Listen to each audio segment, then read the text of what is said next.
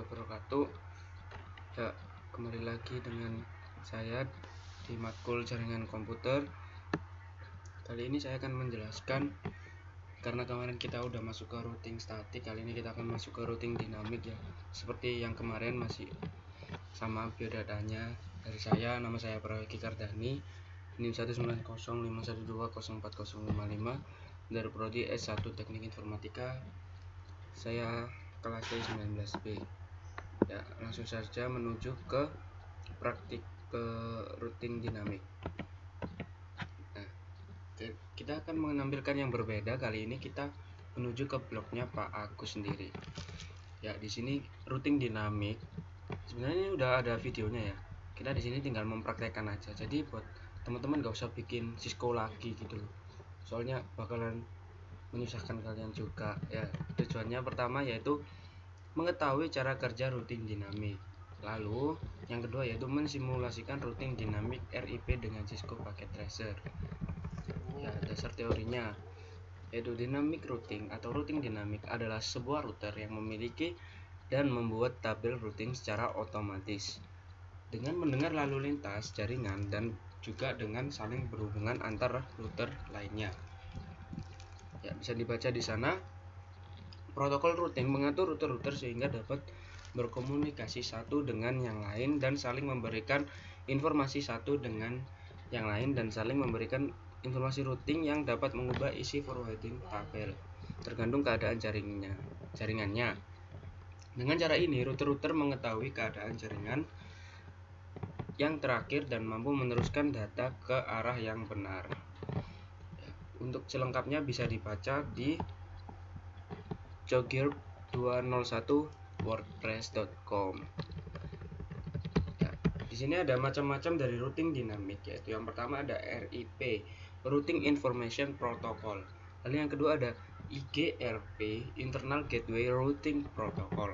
Lalu ada OSPF, Open Shortest Path First. Lalu ada EIGRP, Enhanced Internal Gateway Routing Protocol. Lalu ada BGP, Border Gateway Protocol.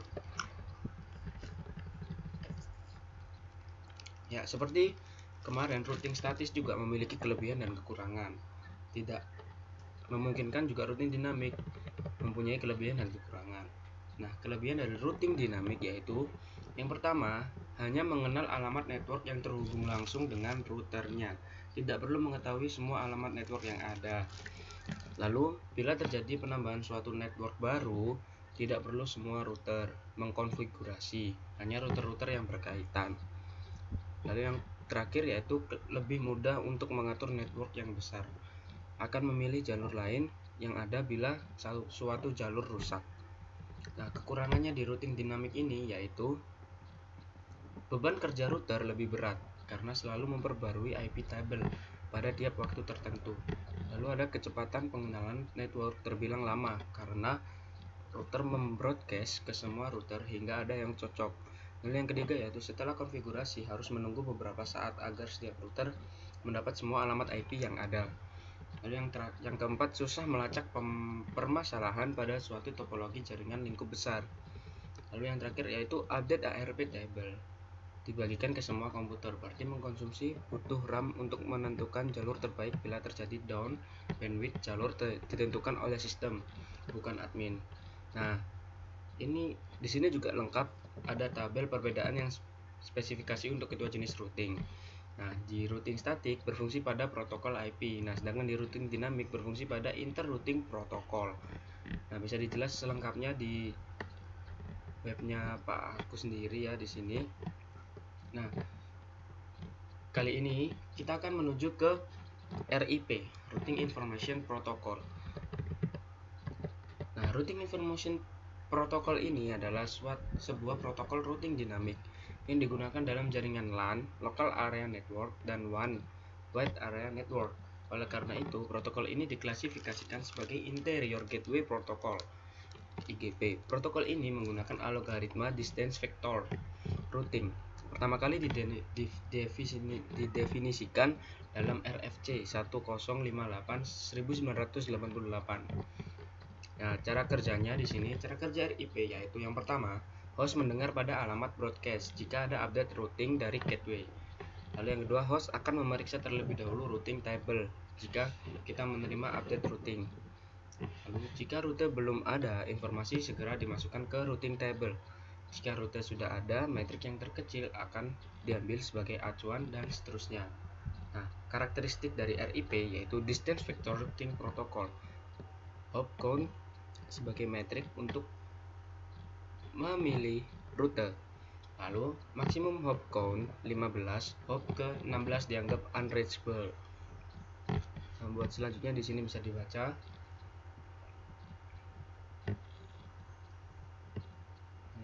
Ya, langsung menuju ke percobaannya aja. Nah, skenario-nya di sini yaitu dalam percobaan ini kita akan mensimulasikan routing statik pada praktikum menjadi routing dinamik dengan menggunakan routing protokol RIP v2 yang melibatkan 3 router. Dan masing-masing router memiliki network di bawahnya. Seperti gambar di samping. Ya, masih seperti yang kemarin di sini. Yaitu kita masih memakai 3 router. Router 1, router 2, dan router 3. Nah, kita juga masih pakai 2 server. Juga masih sama dengan kemarin, ada 3 PC di sini.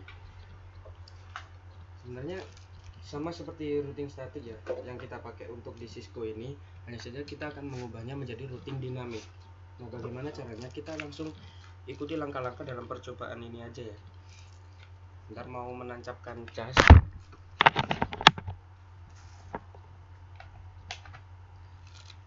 Ya. Langkah percobaan yang pertama, buatlah simulasi jaringan seperti gambar di atas, termasuk setting ke IP gateway router, IP address PC, netmask PC, dan gateway PC. Nah, seperti yang kemarin, kalau seperti yang kemarin kita samakan aja ininya ya, IP address dan lain-lainnya. Kita langsung menuju ke Cisco. Nah, di sini sebenarnya saya sudah bikin sebelumnya biar nggak terlalu lama bikinnya di sini ya. Ini sudah sama semua dengan PG 1 192.168.1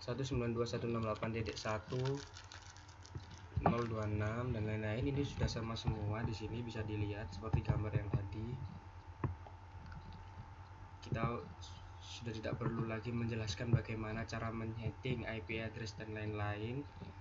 Kita hanya di sini bisa dilihat kalau dari router 3 ke server 1 melewati jalur 333333 024, kalau ke server 2 melewati 434343 024. Kalau dari router 3 ke router 2 harus melewati 232323. Nah, ini ya bisa dilihat. Kita kembali lagi. Nah, isikan network routing RIP setiap router sebagai berikut. Nah, ini dilihat. Kita langsung coba.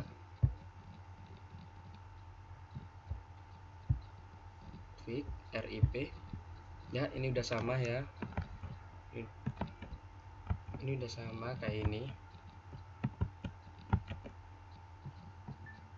Bisa dilihat, jadi sebagai diisi kayak gini ya, network address 12.000.192.168.1.1.0. Kita masuk ke langkah selanjutnya. Itu tadi RIP routing 1, routing 2 nya seperti ini. Ya, setelah selesai menambahkan network routing RIP, kita tambahkan perintah pada tab CLI setiap masing-masing router sebagai berikut. Kita tambahkan di sini.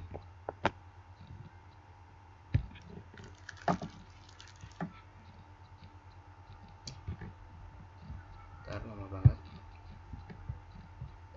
Tab CLI kita tambahkan. Nah, seperti yang tadi. Tadi di sini router config router #no auto summary.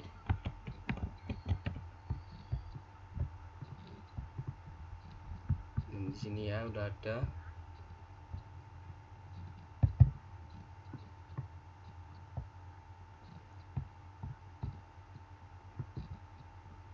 Nah, setelah sudah, kita lanjut ke langkah selanjutnya. Agar supaya konfigurasi kita tersimpan, maka kita harus menyimpan settingan masing-masing router tersebut dengan masuk menu tab config global setting save. Nah, terus yang langkah kelima, untuk merestart dan meload seluruh konfigurasi device, maka tekan tombol power cycle device. Langsung kita pencet ALTS saja di sana. Nanti kalau untuk merestart dan meload seluruh konfigurasi device. Lalu yang keenam, untuk menampilkan tabel routing pada masing-masing router, silakan masukkan perintah berikut pada CLI router show AP route. Ya. Nah, kita langsung coba di sini ke simulasi skenario-nya. Yang biasanya kita kirim pesan, ya kirim paket simple PDU dari PC1 ke PC2, lalu amati jalannya PDU ICMP-nya. Ya, real time, di real time dulu, siapa tahu ada yang salah. Ke simulasi, jangan lupa edit filternya, kita pakai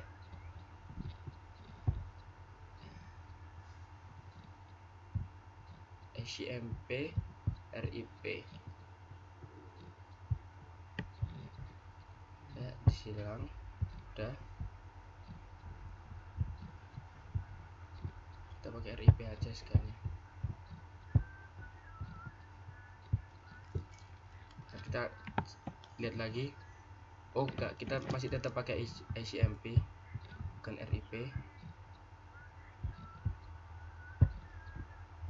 Ya, langsung dilihat lagi dari PC1 ke PC2, kirim paket dari PC1 ke PC2. Kita lihat semua mau jalan.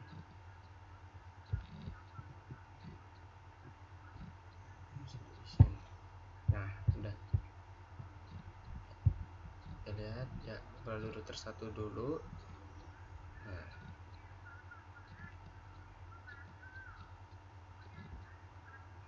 di sini kita lihat ini gagal ya teman-teman ya.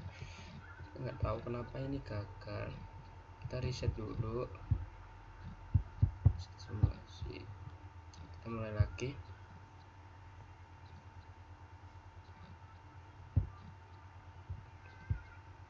Ini baru bisa di sini. PC1 ke router 1, lalu ke PC2, terus kembali lagi ke router 1, lalu ke PC1. Seperti kayak sebelumnya, di sini masih bisa. Nah, ini ada centang dikatakan bahwa pesan itu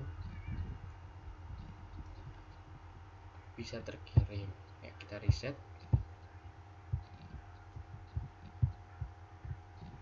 Kita mode real time lagi.